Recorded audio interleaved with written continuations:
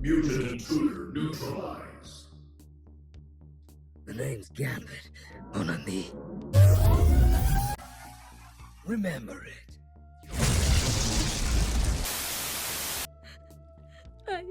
I can't feel you.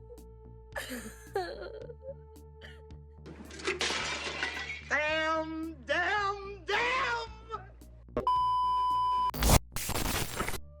We start off this episode with Rogue, her boyfriend Gambit, and her side dude Magneto headed to Genosha. And of course, the entire ride there, Gambit and Magneto are slick taking shots at each other. And please remember that should the new Blackbird suffer a malfunction, you are the only soul on board for whom gravity would most certainly be an issue. Can it, you roosters? So they finally make it to Genosha, and this place is nice. They got mutants roaming the town, all young, wild, free and whatnot. Completely opposite of what's going on in the States, where mutants are in constant fear of their lives. So much so that they have to tone down and in a lot of instances hide who they really are. So it's really cool that Genosha is pretty much a safe haven for mutants to be who they really are without fear of discrimination. Or worse, death.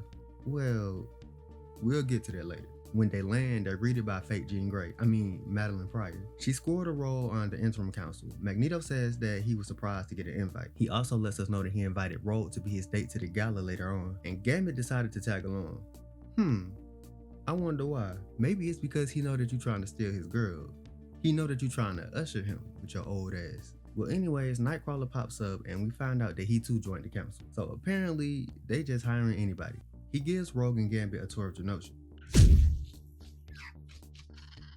Everything around us would not have been possible without the work of the X-Men.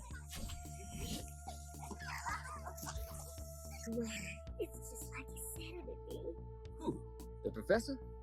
Yeah, sure. Always used to say we'd have a place all our own one day. Now you know dang on well she ain't talking about no Professor X. She talking about her side ninja Magneto. Nightcrawler gives Gambit a little advice about love. There is no love without sin. Love is best measured in what we forgive. Man, you in for a rude awakening. Honey, you've got a big storm coming. Back at the X-Mansion, Cyclops is being interviewed, and you would think that they would want to talk about things such as the discrimination against mutants or whatever. Nope, they want to get into his love life. But lucky for them, Cyclops doesn't mind letting random people into his bedroom. Let's talk about you and Marvel Girl. I hear you're the X-Men's power couple. A love that spans galaxies. So I have to ask, when did you know she was the one? We get a cross narration from Jean and Scott detailing their weird and ratchet love life, describing a time when the Phoenix Force took over Jean and she was able to control the cosmic beam from Scott's eyes, further strengthening their connection. Fast forward into today, and now my man Scott got a side baby with the fake Jean Grey, and Jean just kissed Wolverine. Man, what's going on? Everybody got some on the side, I see. Man, if this ain't the most loving hip-hop animation I've ever seen. Oh, this is some Jerry Springer shit. But my man Wolverine ain't trying to be in the ratchetivities. He tells Jean to go make things right with her man and leave him out of it. Back at the interview, Scott is asked about his kid, and he gets pretty heated because he remembers how the doctor treated him and his child, and he gets so mad that he just goes off on the people. Show the world that mutants are just like us. People. Normal. And you lie. Why lie? Because you're normal. Excuse me? I said because you're normal. You're ungrateful. We fight, risk our lives for you. Evil mutants, robots, crazy aliens. I gave him up. I gave him up because you can't say thank you. Because I have to stomach your questions and prove that I'm a person. I lie because the truth is we're nothing like you.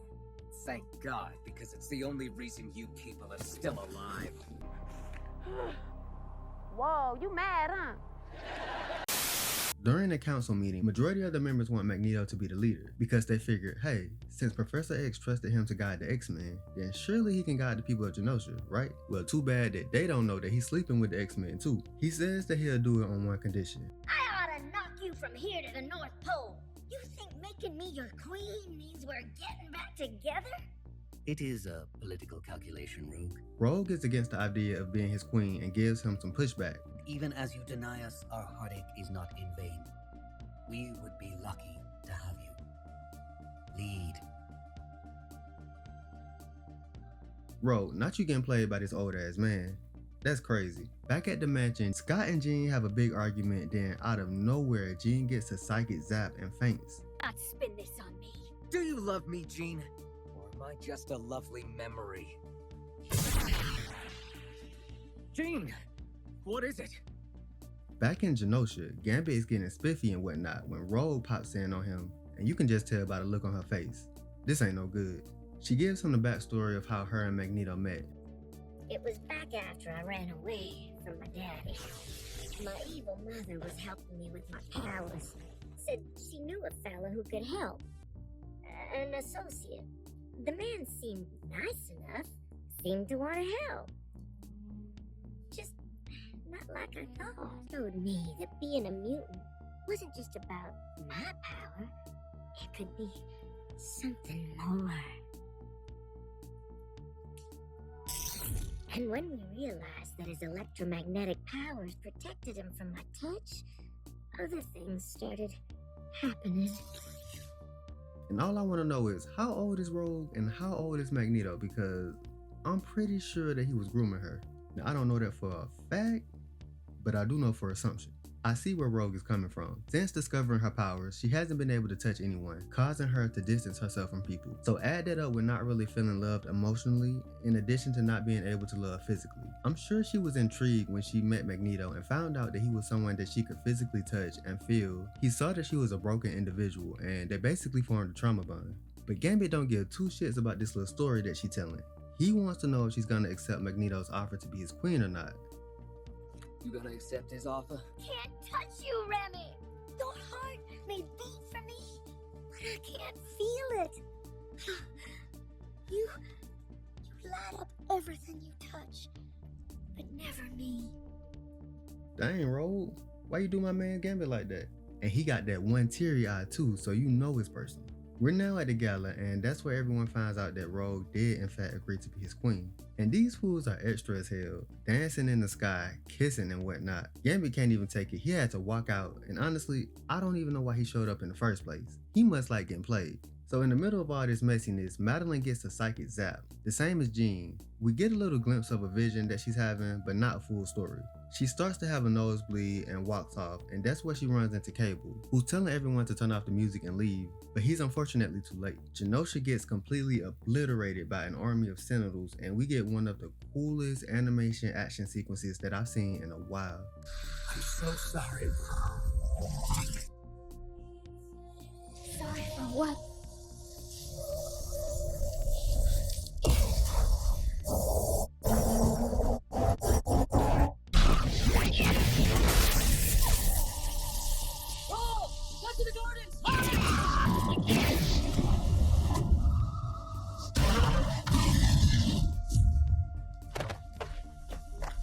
In the middle of battle, Magneto goes to help some of the mutants but begins to struggle with the Sentinels. Rogue tries to help, but Magneto sends her and Gambit away, likely because he knows that this is about to end very badly for him and the mutants he's trying to save. But that doesn't stop Rogue.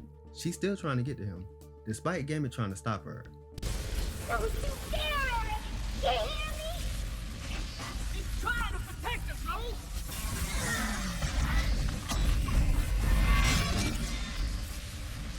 Boy, she love her sugar daddy, don't she? That's mine. And that's what you're gonna settle for. I'm gonna stick beside him. This all comes to a head when the Sentinels eliminate Magneto and the mutants. This sends Rogue on a rampage, and she tries to take on the Sentinels. But just like Rogue is crazy in love for Magneto, Gambit is dangerously in love with Rogue. So much so that he sacrifices himself for her. Mutant intruder neutralized. The name's Gambit, mon ami. Remember it.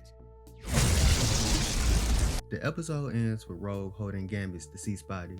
The scene is bittersweet. I say this because Rogue finally got what she wanted from Gambit, and that's to be able to touch him. And this should be a sweet moment, but instead it's bitter because the touch has no soul. She can touch him, but she can't feel him.